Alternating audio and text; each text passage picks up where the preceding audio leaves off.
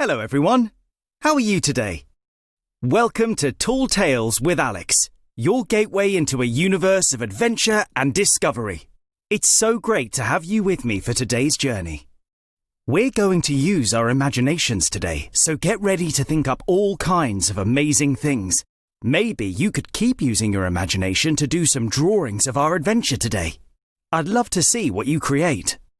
To the parents, guardians and teachers, you can find me at Tall Tales Alex on Twitter and Tall Tales with Alex on Instagram. And don't forget to subscribe to be the first to find out when a new story has been uploaded. Now, let's dive into a world of imagination. I want you to imagine the front of a shop. Welcome to the magical snow globe shop of Mrs Cardinal. Let's walk in through the front door. Mrs Cardinal's shop has so many snow globes on so many shelves that you can't even see the back of the shop. And the shelves are so high that you can't even see the ceiling.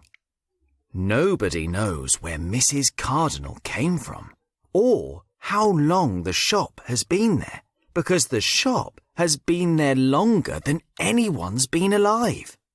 Mrs Cardinal's snow globes are magical, and every single one is different. They're magical because as we look at them, the snow globes take us to an amazing world far away from the one we're in now. Keep using your imagination and let's walk over to a shelf and pick up a snow globe. Wow, that's an interesting globe. Inside this snow globe is a pirate ship. The ship is sitting on the brightest blue water you've ever seen.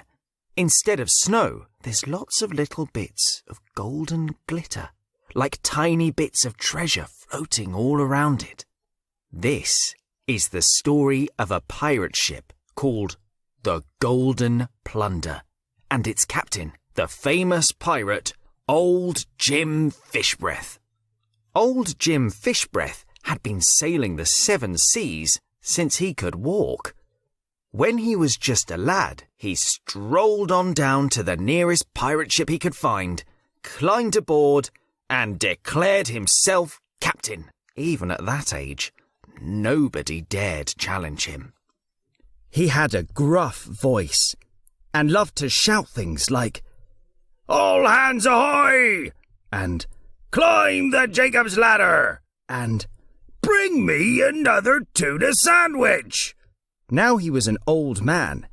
The captain had one of the biggest and fastest pirate ships in all the seas, the Golden Plunder, and it had the most enormous sails you've ever seen. Old Jim Fishbreath could afford such an amazing pirate ship because he'd spent his life gathering treasures from all across the world. It was said that when the Golden Plunder would find land, the crew would take down one of the sails, lay it down on the beach, and use it as a full football pitch. That's how big each sail was. And how many sails do you think the Golden Plunder had? I'll tell you, it had 20 sails. The outside of the ship was made entirely of gold. It shone so bright in the sun that all the Queen's ships could see it from miles away, and they would turn their boats around and sail as quick as they could in the opposite direction. The ship had 150 cannons and was crewed by 300 of the most impressive pirates the world had ever seen. The ship had so much money that each and every one of the hammocks they slept in was made of the finest silk, and each had an enormous marshmallow for a pillow. They were so comfortable when they slept that they often didn't wake up until the afternoon. A ship as magnificent as this could only be captained by a pirate who looked just as brilliant. Old Jim Fishbreath wore a bright blue pirate's coat with golden buttons that were shined every day by a member of his crew. His pirate hat was so big that anyone who stood next to him was standing in shadow. But the most interesting thing about old Jim Fishbreath was his peg leg. Now, there were many pirates on the 7 seas that had peg legs, but they were not like old Jim's. Old Jim's peg leg was made entirely out of gold and covered in rubies and other such precious gems. It had once been a royal staff belonging to the king of a great country, but now it was old Jim's peg leg. But even though old Jim Fishbreath had as much gold as you could imagine, there was one bit of treasure that he had always wanted. For as long as he could remember, old Jim had been chasing a whale named Gertrude. Many years ago, she had swallowed a huge ship whole, and that ship was said to be carrying a vast treasure chest. That ship now sat inside the belly of Gertrude, treasure and all. After many weeks, old Jim Fishbreath had found Gertrude in the middle of an enormous ocean. He cried, "There she be, you pack of good-for-nothings! There's Gertrude! Let down the sails, full steam ahead!" The pirates clambered and climbed all over the ship as the captain's right-hand man, One-Armed Steve, as he happened to lose his right hand to a shark, walked over to him and said, "You're so close now, Captain. All these years chasing Gertrude, and finally she's in sight." Old Jim let out an enormous "Yarr!" What will you do with the gold?" asked Steve. "Why, the same thing as always," old Jim chuckled. "Buy myself a lovely new outfit and then bury the rest on an island somewhere, making sure to blindfold the crew so nobody will ever know where it was hidden." Steve hesitated for a moment, but then spoke up and said, Well, that sounds rather lovely, Captain, but do you think it might be a good idea to share some of it with the crew?" Old Jim looked down at Steve and let out an enormous laugh. "Ha ha ha ha ha! And why would I do that? I'm the captain. This is my ship." Steve bravely spoke up and said, But, Captain, your crew of pirates have been with you for so long, and they've sailed so far with you. They've made you a very rich man. Don't you think they should get some treasure as a thank you?" But the captain didn't hear a word of it over the loud noise of the wind howling and the pirates being busy all over the ship. The Golden Plunder was now moving so fast through the water that every pirate wearing a hat had to hold on as tight as they could to it so it didn't blow off their heads. The ship was gaining on the enormous whale very fast, and the crew began to cheer in excitement, but nobody was happier than old Jim. Gertrude was getting nearer and nearer and nearer, when suddenly she spun around in the water and faced the Golden Plunder. As the ship sped towards her, she dived under the water, sending splashes up into the air that covered all the pirates on board, and she swam right underneath. Huge waves crashed, and the ship rocked from side to side as the great beast swam underneath. The captain hobbled across the deck on his peg leg and leaned over the banister. If it hadn't been for one-hand Steve, he would have toppled right over. But Steve grabbed hold of his captain's coattails as old Jim hung over the edge with an enormous smile on his face. "There she be, the biggest and most beautiful whale in all the world," he cried, "and with even more beautiful treasure inside her." But as Gertrude dove under the water, she went further and further and further down until nobody could see her any more. The waves began to get smaller, and the crashing sounds against the ship got quieter. Gertrude had disappeared. The crew of the Golden Plunder all peered over the edge of the ship, looking eagerly to see if they could spot the enormous whale. How could a whale that big just disappear all of a sudden? "Where's she gone?" cried one pirate. "She was here just a minute ago," called another. Old Jim Fishbreath stared deep into the water below, looking hard to see where she might be. Everything was still and quiet for a moment. But then the water began to wobble and wave before suddenly, whoosh! Up came Gertrude from the bottom of the ocean with her enormous mouth wide open, and with a and a she swallowed the Golden Plunder, pirates and all. Went Gertrude and swallowed the Golden Plunder whole. With a loud the ship slid and skidded down into the belly of the giant beast. Went one pirate. I want my mummy! Cried another. The ship spun and spun until finally it came to a rest with a loud thud. The pirates stood up and began to wobble dizzily all across the ship. The sounds of confused pirates filled the stomach of Gertrude. I don't know which way is up. My belly feels all wibbly wobbly. You're lucky, I can't even feel my belly. One-armed Steve was so dizzy that he walked around and around and around in circles until finally he was brought to a stop by old Jim, who put both of his hands on his shoulders, then pointed around at Gertrude's belly. Isn't she magnificent? He shouted. Look at the size of her! Steve looked up at his captain confused and said, But Captain, we're stuck inside her belly. That we be, said old Jim.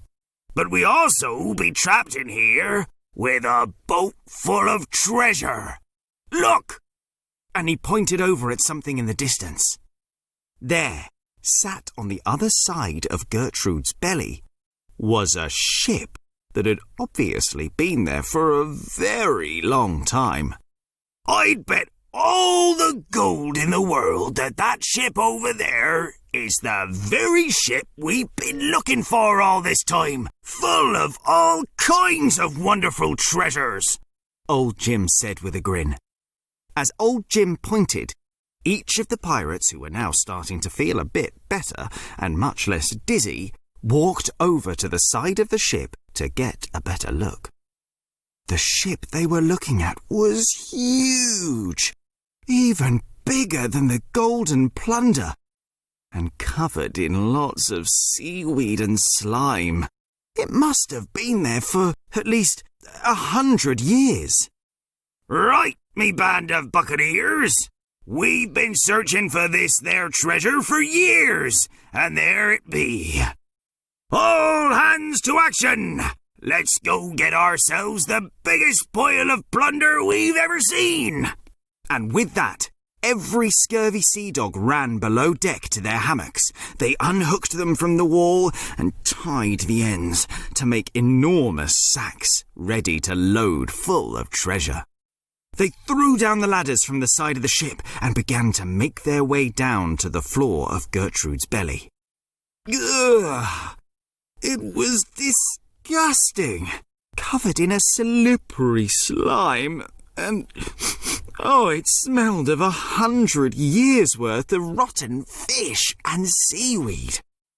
It smells as bad as the captain's breath. Oh, it must be all the tuna sandwiches, said one pirate. But he quickly quietened down as old Jim Fishbreath turned round to him and let out a growl.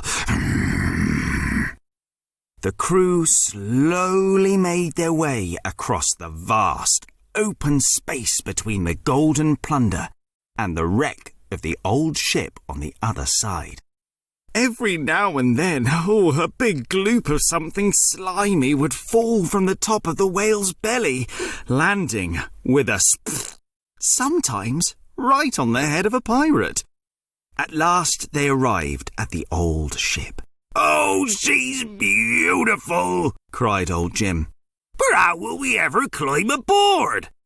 The crew looked up, scratching their heads and pondering. I know, piped up One-Armed Steve, as he grabbed hold of one of the enormous long ropes of seaweed hanging down the side of the ship. He gave it a tug. The seaweed stayed firmly attached to the ship. He gave it another tug, just to be sure, and then he pulled himself up and began to climb the side of the boat using the seaweed as a rope. We can use all the seaweed on the ship to get aboard. It's all over the side. There should be enough for everyone to find themselves a rope. Everyone was extremely impressed to see One-Armed Steve climbing up the side of the ship, but nobody was surprised. There was a reason One-Armed Steve was the captain's right-hand man. He was the best climber aboard, and also he was the best musician. In fact, there wasn't a whole lot that Steve couldn't do. Old Jim Fishbreath was incredibly impressed. He would have never thought of that. Good thinking, Steve, he said as he grabbed hold of a rope of seaweed and began to pull himself up. When the pirates arrived at the top, they pulled themselves over and onto the deck.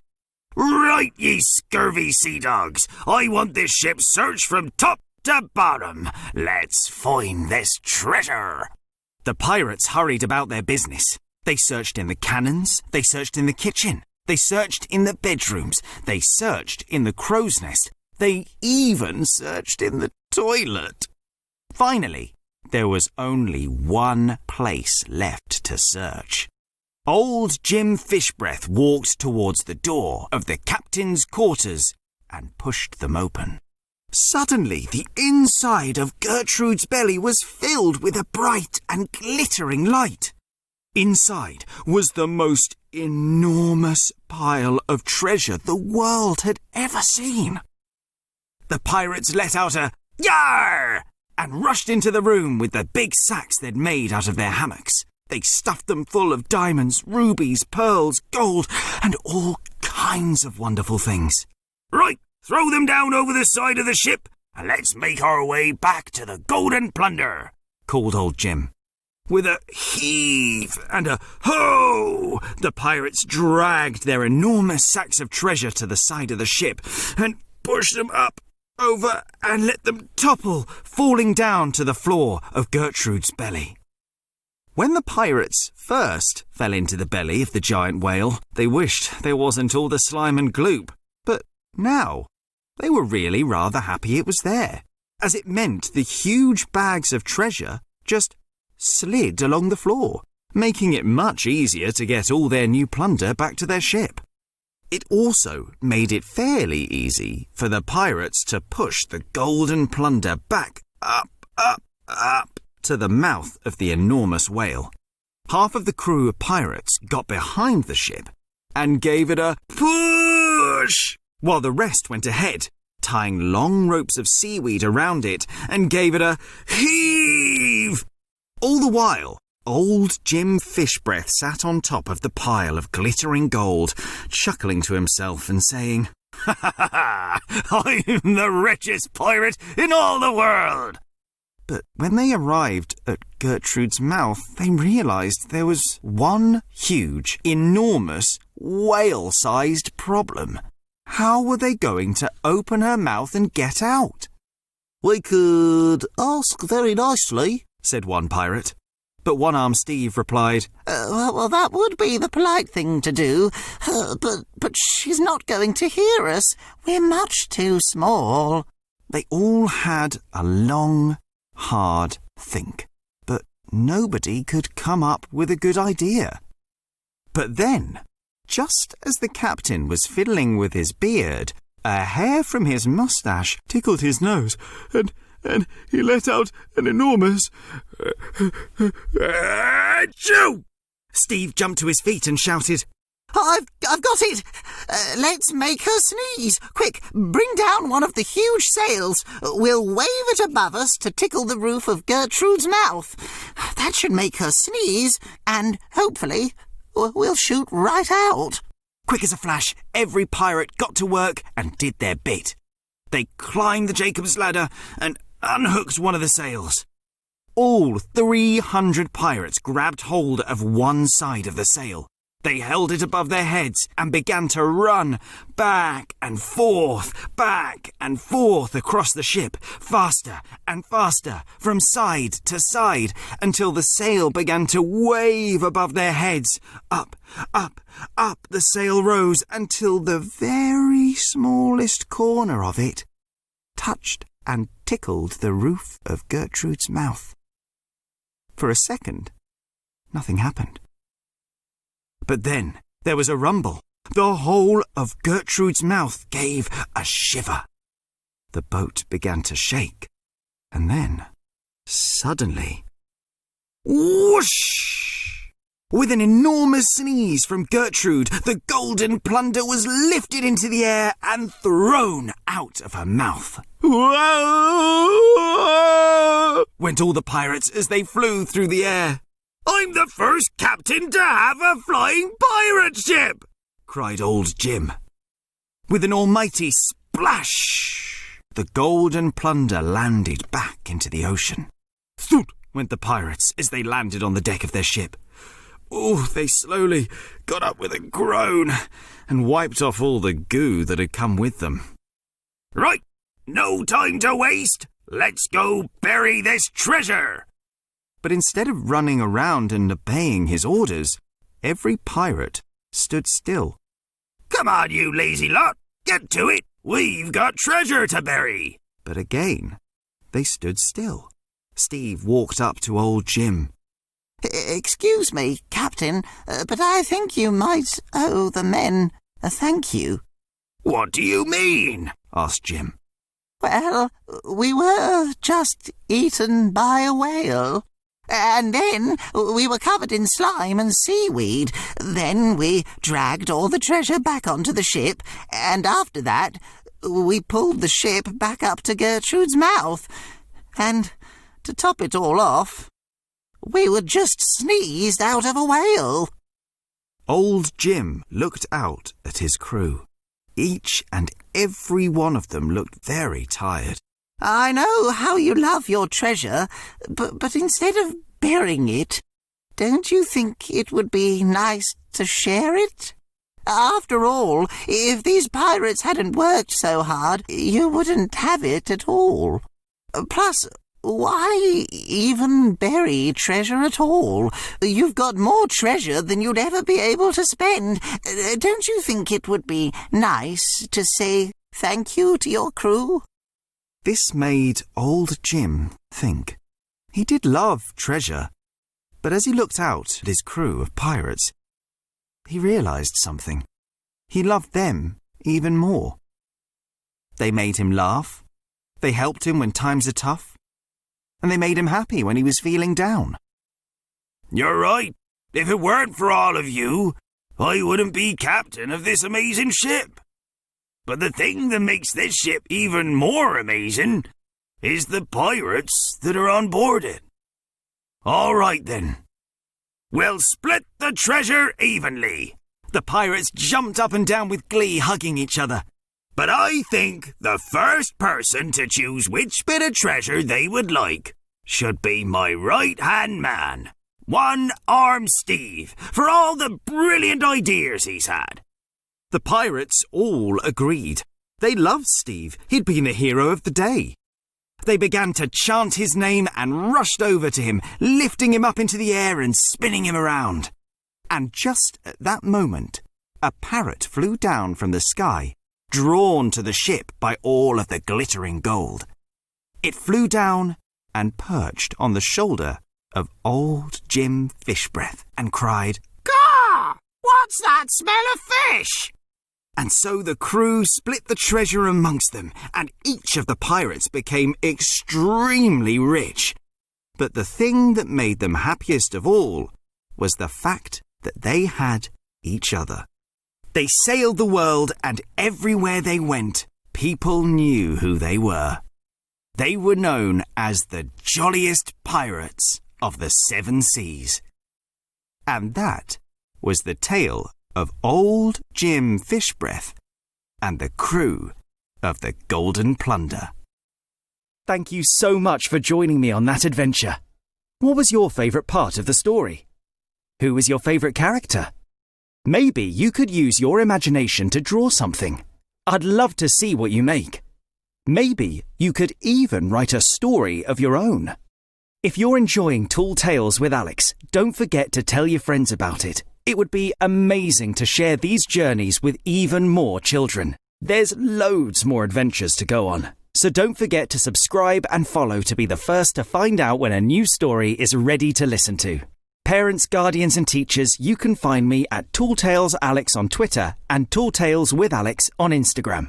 I'm already looking forward to our next adventure. See you then.